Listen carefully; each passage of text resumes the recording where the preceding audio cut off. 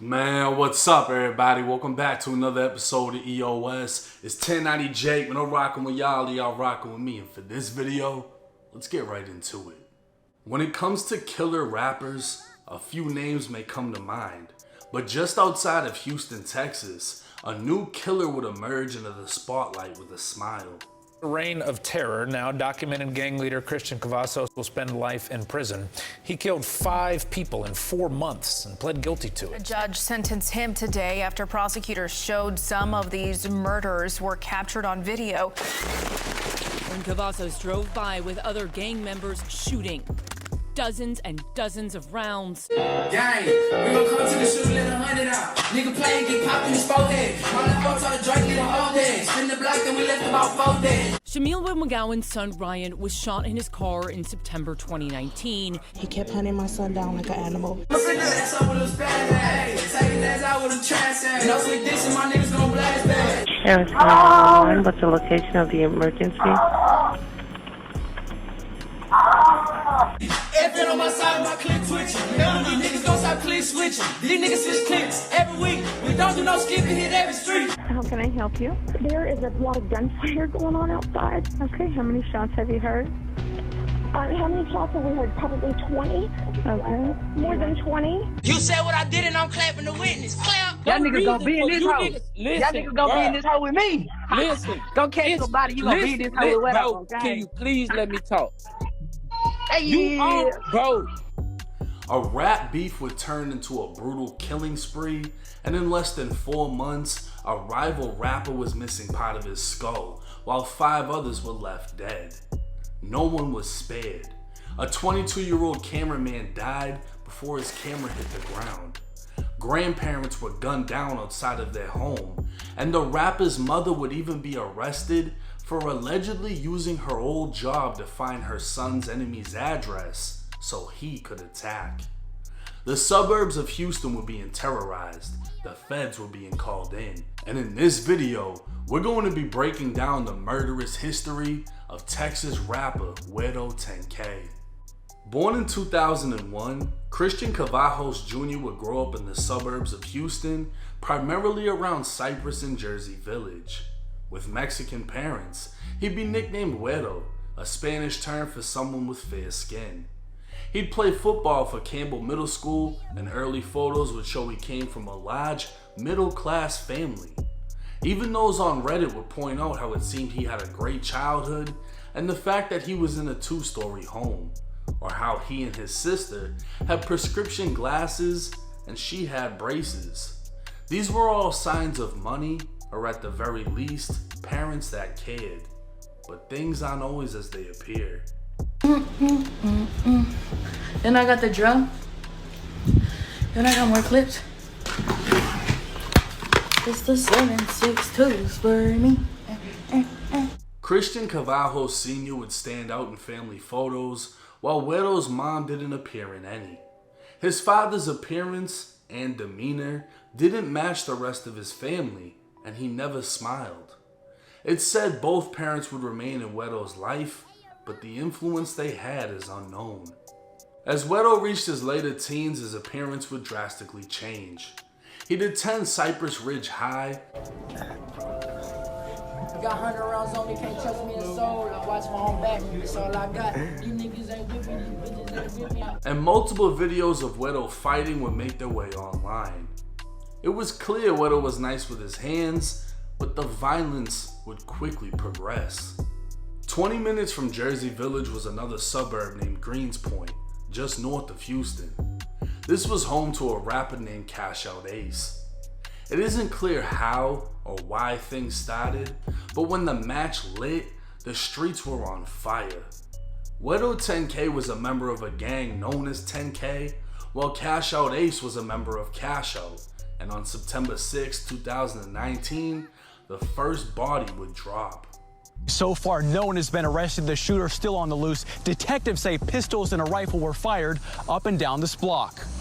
Evidence markers, crime scene tape, and a stolen SUV riddled with bullet holes, evidence of the deadly shooting early this morning. Somebody was screaming around here. Tina lives close by. Her family heard the screams, gunshots, and called 911. The shots fired, there were multiple shots fired. We haven't even started counting them yet. It was so many. It's really sad and really feel bad about it. Investigators say 2 young men were shot inside this SUV. One died on scene, the other fighting for their life in the hospital. He received several gunshot wounds. The crime scene expansive, stretching around a quarter of a mile, bullet casings everywhere. Investigators believe shots were fired between the SUV and a white sedan that sped away. However, detectives aren't sure who pulled the trigger first. At this time, we don't know if they are suspects or victims. Right now, authorities don't know the motive and have not identified the dead man, and they're asking anyone with information to come forward. It was 4:52 in the morning when the homicide unit was made aware of a shooting on Windfern Road. Just outside of a gated community, 19-year-old Ryan McGowan lay dead in the back seat of a stolen SUV. Ryan was a member of Cash Out, known as Cash Out Spaz. He'd been shot in the back, the bullet exiting his chest. Officers would observe 223, 9mm, and 357 SIG shell casings trailing down the road. Officers would later learn that Spaz wasn't alone. He was with 2 friends, one of which was named Trenton Steele. They were all beefing with 10K, so they drove to 10K territory in a stolen SUV after learning a 10K member lived in a nearby apartment complex. While lurking in enemy territory, they were spotted by a dark-colored sedan that pulled up and opened fire, striking the driver of the SUV and causing him to crash. Trent would pull out the driver as the 2 ran across the street, leaving Spaz in the back seat. That's when the dark-colored sedan returned as a man got out and opened fire on Spaz, killing him. But how did the officers learn all of this? Because Trent sat down with investigators and told them the whole story. So technically, Cash Out was the first to slide on 10K, failing the mission so bad not only did one member die, another member ratted, but it wasn't immediately clear who actually killed Spaz. Looking at his Instagram, Spaz's last post would read, "I done lost so many of my dogs, I swear this year for y'all." And less than 48 hours later, his comments would be full of broken hearts. 3 days after Spaz's death, Cash Out Ace would drop a song called Ciabatta. In the chorus he'd say, "Swab smoking pack while I'm fucking on Lilia. Swab smoking pack while I'm fucking on Lilia." Come to find out, Lily was Guero's girl. This was the first time the beef between the 2 was being put into music, and Ace just made himself a target to one of Houston's top crashers. 19 days after Spaz was killed, 10K would strike. It was 1:30 in the morning when Harris County sheriffs received multiple calls for shots fired on Francitas Drive. This was northwest Houston and Cash Out territory. Deputies arrived finding a heartbreaking crime scene. 65-year-old Ramiro Reyes lay dead in the roadway, while his 63-year-old wife Rosalva sat dead in the passenger seat of a purple Charger. Their son-in-law would be found inside of the home alive with a gunshot to the hip. Investigators would learn the couple had spent the night at a hospital bedside as Rosalva's elderly mother passed away. They just made it home, still grieving and tired after such a long night. But instead of finding the comfort of their beds, they'd be met with gunfire. 3 months would pass. The innocent elderly couple's shooter was still unidentified, and nobody knew exactly why they were targeted. It was now December 27, 2019, just 2 days after Christmas, and Cash Out Ace was recording a music video in North Houston. It was 9:31 p.m. when the call came in for shots fired. Arriving on scene, 2 men were found dead, 20-year-old Gonzalo Gonzalez and 22-year-old Jonathan Jimenez. 7 other people were shot at the scene, including 20-year-old Cash Out Ace, who was shot in the arm and shot in the head. His older brother Abel was also with him and shot 4 times. Investigators would locate 7.62 40 Smith & Wesson and 9mm shell casings at the scene as victims were transported to local hospitals. Ace would be placed in critical condition and equipped to a breathing machine with a bullet lodged in his head. A week after the mass shooting, investigators would speak with Ace's brother Abel, who was still recovering in the hospital. Abel would tell investigators Ace set up a music video shoot and the address was sent to only trusted friends through Instagram. Ace had issues with the rapper GUERO10K, who was the known leader of the 10K gang. Abel would then say Guero and another man named Rico10K had been threatening Ace for some time now and made threats earlier that day. Abel then said Guero and Rico had killed the old couple in Fallbrook. In fact, the night they were murdered, Abel received a video call from Rico around 1 in the morning. Abel stated Rico said, "Yeah, what's up? Where you at? We know you stay in Fallbrook. We know you stay on Pilot Point." Abel told investigators he used to live in Fallbrook with his grandparents, but doesn't live there anymore. When he saw Rico on the video call, he was with multiple individuals with rifles wearing ski masks. Abel would tell investigators he didn't know how they got his address, and that after the elderly couple was killed, Guero and Rico fled to Austin, Texas for a few days to make it look like they weren't in Houston at the time of the shooting. So not only would Ace's brother give motive for Guero to shoot up the music video, but he named Guero and Rico10K as the ones responsible in a double murder 3 months prior. By now, 5 were dead, and investigators would piece it all together as they'd been investigating the 10K gang for 8 months, and witnesses were rushing to come forward. 7 months after Spaz was killed, a female friend of the victim met with investigators claiming GUERO10K and Rico10K were responsible for killing him. But it wasn't just that. She'd provide details to the murder that hadn't been released to the public and was consistent with surveillance video that no one but investigators saw. In fact, she only knew about it because Guero and Rico called her on FaceTime, with Rico admitting that he was the driver and Guero saying he doubled back to get out of the vehicle and finish Spaz off.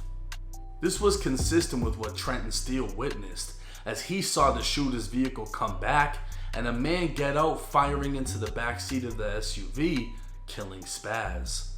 It would also be learned that the reason Spaz and his friends were hunting for a 10K member was over an argument on Instagram Live. The investigation took a darker turn as law enforcement found out why the elderly couple was murdered. Cash Out Ace's brother Abel told investigators 10K members found out the neighborhood where his grandparents lived, but didn't know how they knew. Cell phone records would show in the hours leading up to the shooting, GUERO10K was communicating with his dad and a T-Mobile employee.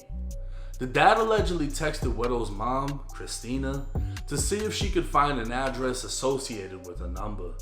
Turns out, Christina previously worked at T-Mobile and reached out to a friend who is currently a manager who used her manager's login to find the address.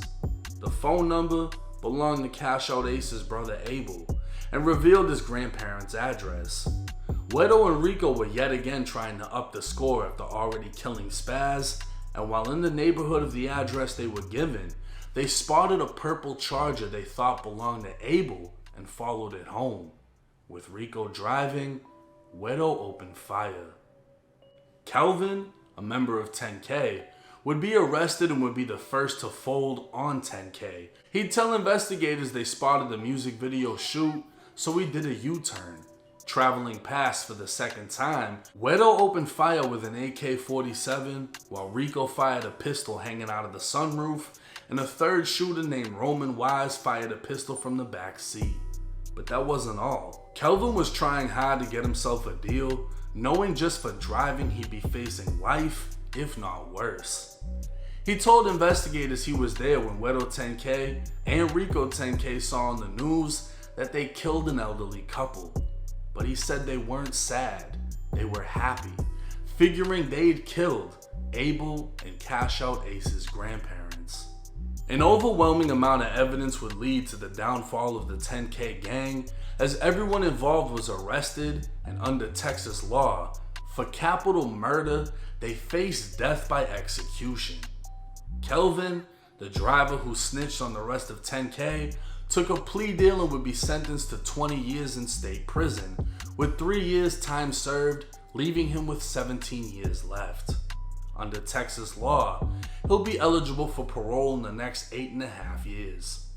Louis Santee, aka GUERO10K, took a deal for 60 years in state prison and will be eligible for parole in 30. Roman Wise would take a plea for 30 years, leaving him eligible for parole in 15. The only one left was the leader of it all, GUERO10K. 22-year-old Guero took a plea deal to spare him a death sentence and was sentenced to life in Texas prison. He will have to serve 40 years before being eligible for parole, meaning Guero will be in his early 60s before even being considered for freedom. Only 17 years old when he killed Spaz, by 18, he killed a total of 5 people and showed no sympathy. In fact, Guero never broke a smile, as both pictures and videos of him incarcerated would emerge as he fought this case. A war essentially started by Cash Out would be finished by 10K, but leave both sides devastated. Cash Out Ace would have a large portion of his skull removed and speak on his recovery process, as he had to learn to walk and talk again.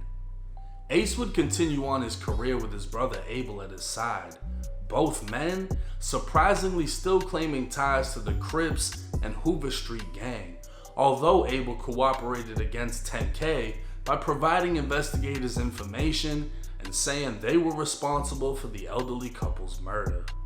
Even Trent, who went on the failed hit that left Spaz dead and started the war with 10K, would go on to become a rapper after cooperating with the police against 10K. And finally, the victims. 19-year-old Spaz was killed after the hunter became the hunted. He intended on killing a rival 10K member, only to be left behind by his friends and executed in the back of an SUV. The Reyes couple, already grieving a loss, were murdered in cold blood after a case of mistaken identity and a suburban gang war. Gonzalo Gonzalez, a 20-year-old University of Houston student that had dreams of filming movies and writing films, would die instantly while recording a music video for a rapper. 22-year-old Jonathan Jimenez, a friend of Ace, was also killed in the hail of gunfire at the music video shooting. In the end, everyone took a loss. Nothing came out of this but pain, suffering, and a story that will hopefully grab the attention of someone living a similar lifestyle. A story that will open someone's eyes, giving them a glimpse at the road being followed. A road that leads to only prison or death. But hey, it's 1090 Jake. I'm rocking with y'all, y'all rocking with me. And if y'all like this video, drop a comment in the comment section. Let me know what y'all thought. I'll see y'all next time.